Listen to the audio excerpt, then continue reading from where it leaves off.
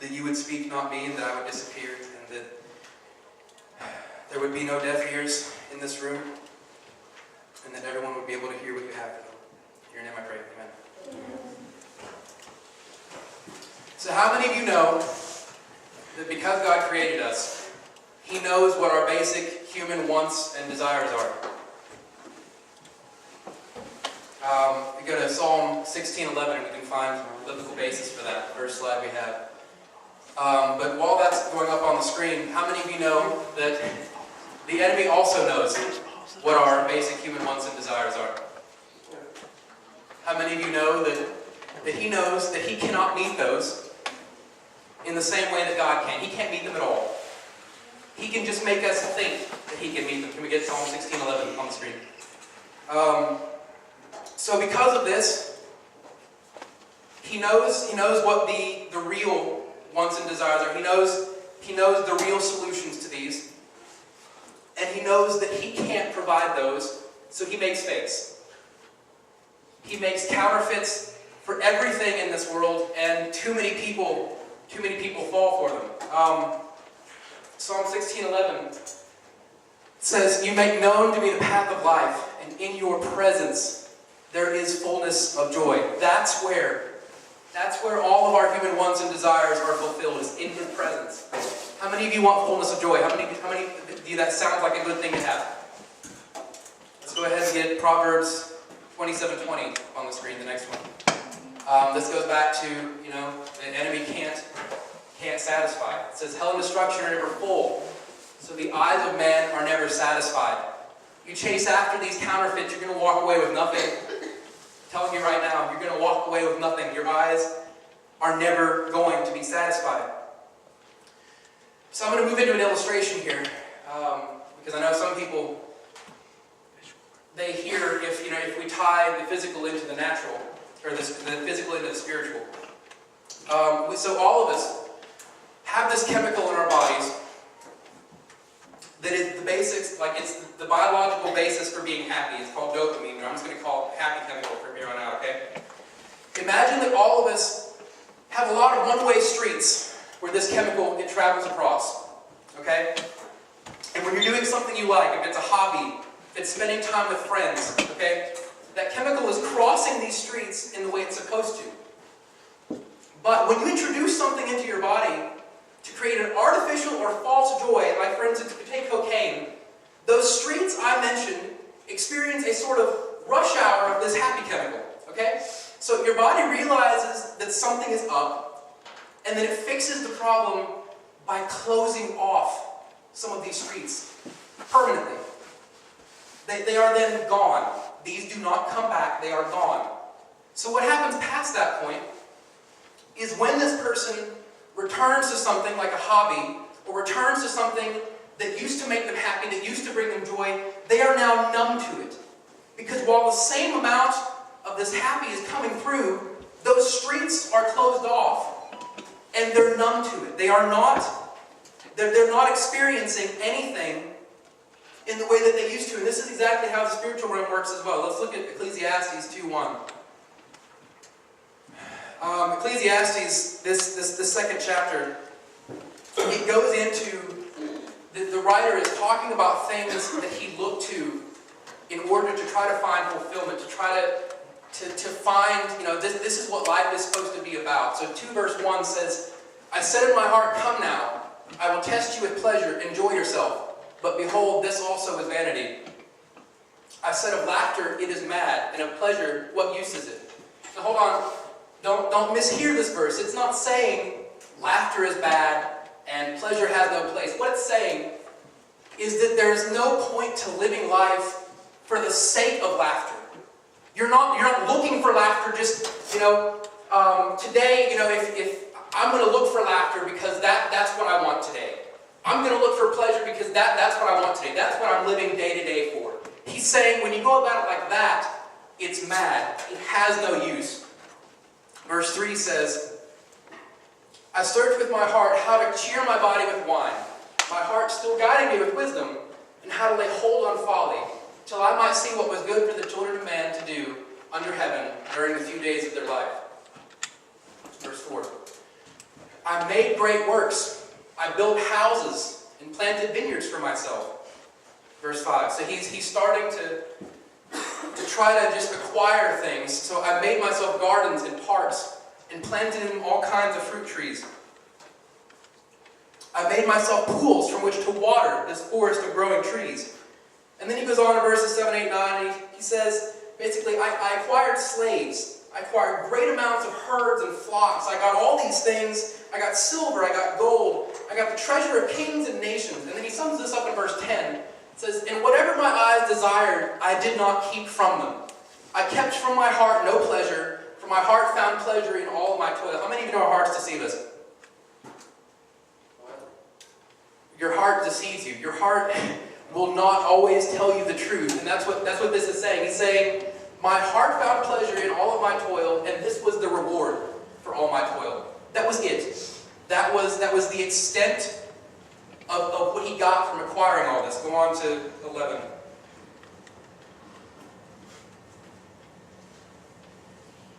It says, then I considered all that my hand had done. So he's thinking about all these things he went after. He's thinking about all these things he made. All these things that he thought were going to do, all these things. He says, I considered all that my hands had done and the toil that I had expended in doing it. And behold, all was vanity and a striving after wind. And there was nothing to be gained under the sun. So he's saying, I lived it up.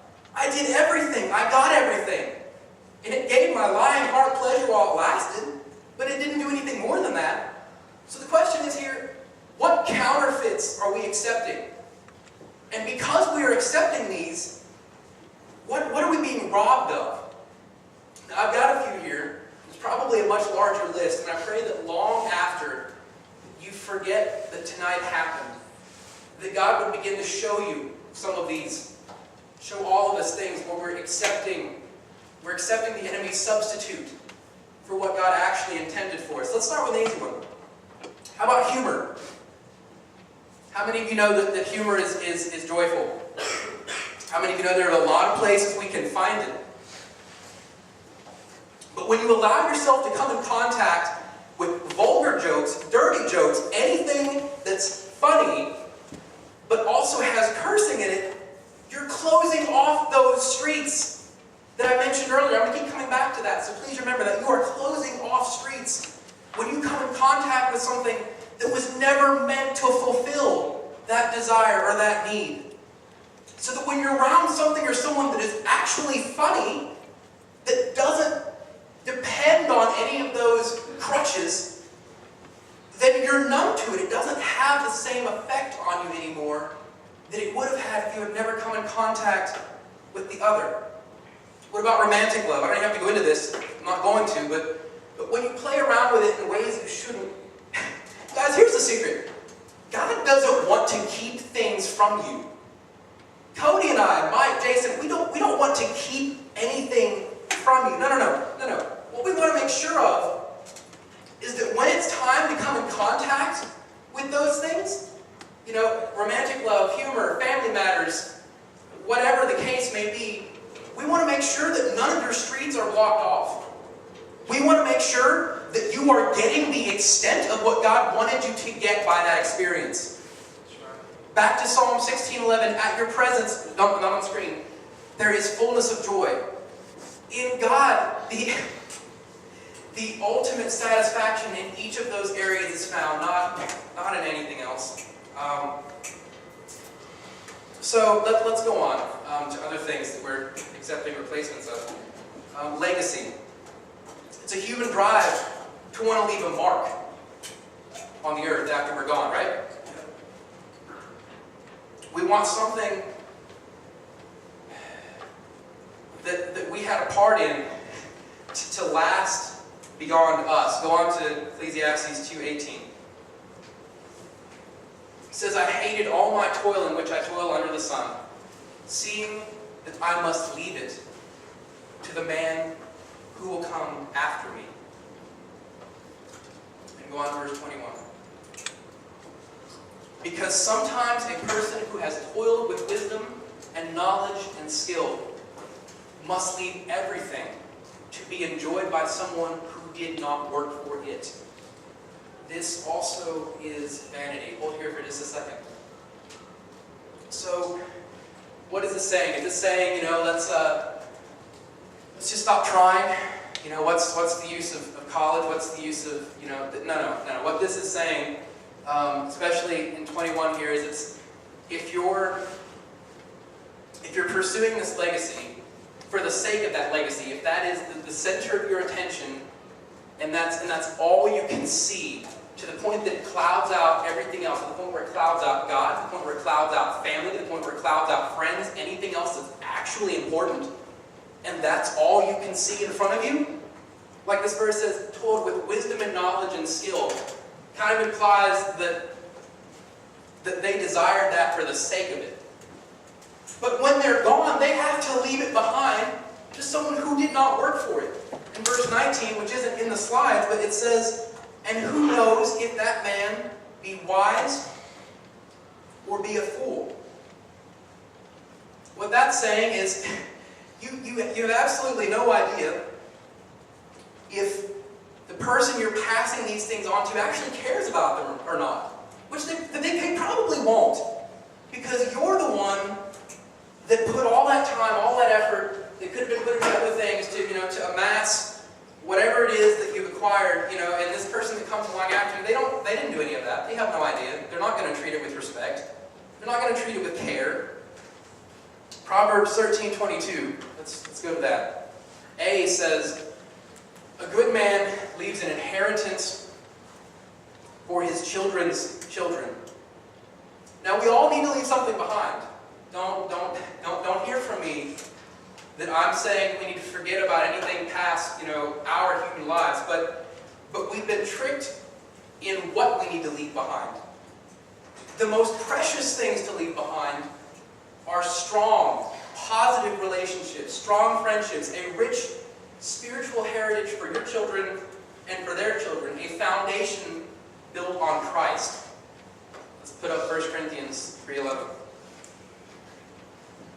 This talks about our life's work here. It says, for no one can lay a foundation other than that which is laid, which is Jesus Christ. Verse 12. It says, now if anyone builds on this foundation with gold, silver, precious stones, wood, hay, straw, each one's work will become manifest for the day. We'll disclose it, because it will be revealed by fire, and the fire will test what sort of life's work each one has done. So by far, if you ask me, the greatest thing that we seem to be willing to settle for is a love of anything in this world instead of a love for God and for His Son. And to try and see what that looks like, let's put John chapter 15 up there. Chapter 15, verse 7 says, if you abide in me, and my words abide in you, ask whatever you wish, and it will be done for you. Go on to verse 9. It says, as the Father has loved me, so have I loved you. Abide in my love. And it's easy to miss this, but those two verses together, imagine this father, okay?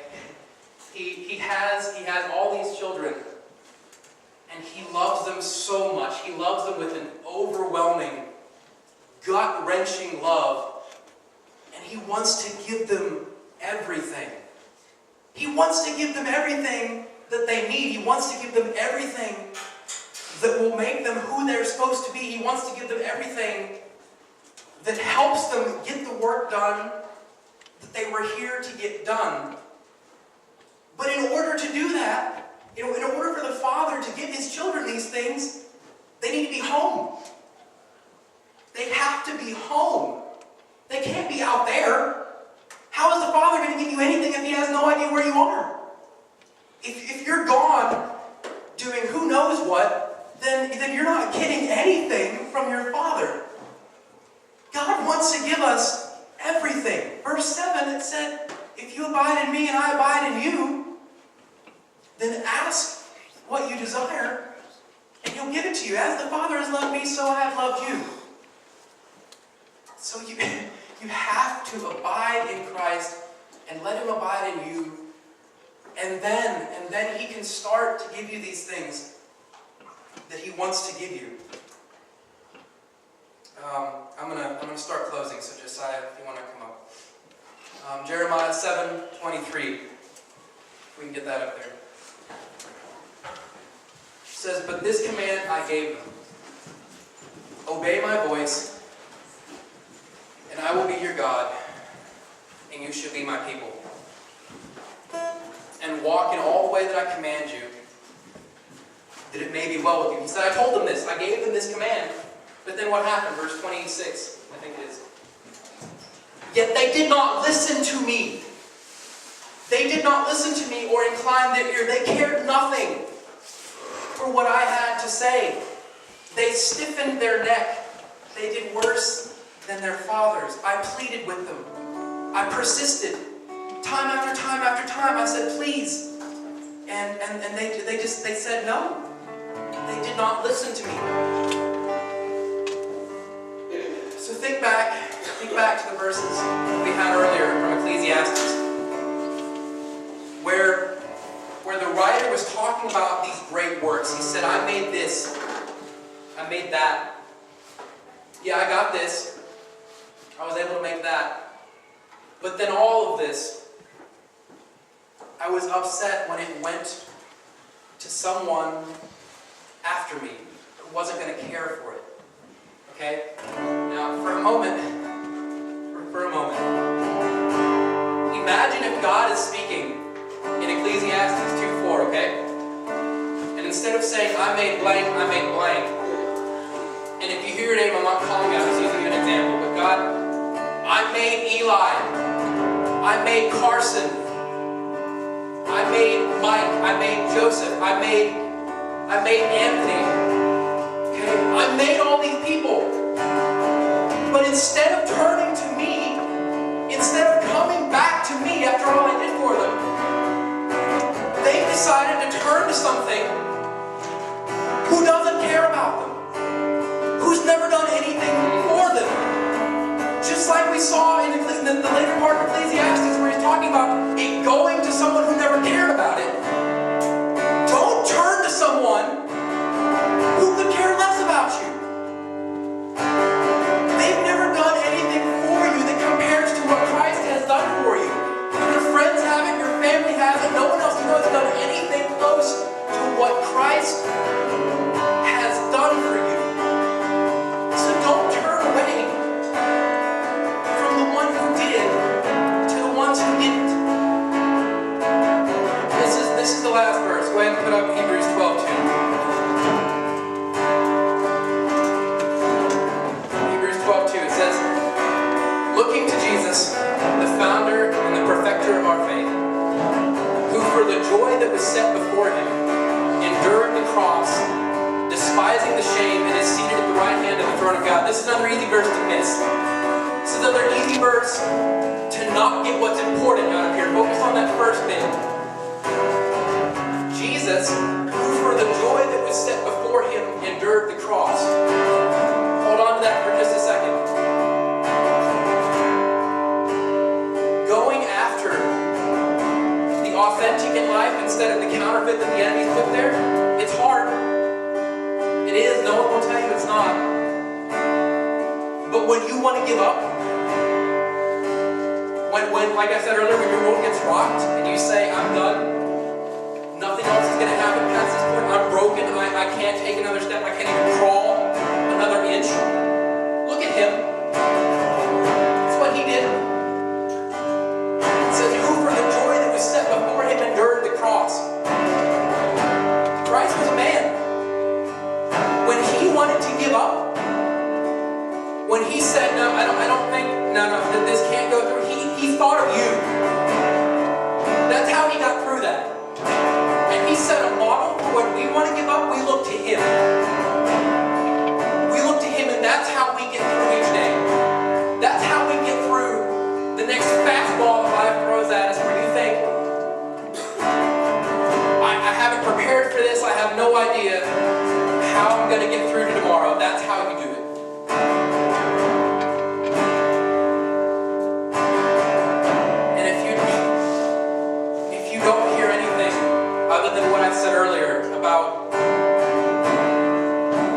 not about doing a certain set of things or staying away from this. It's about keeping yourselves.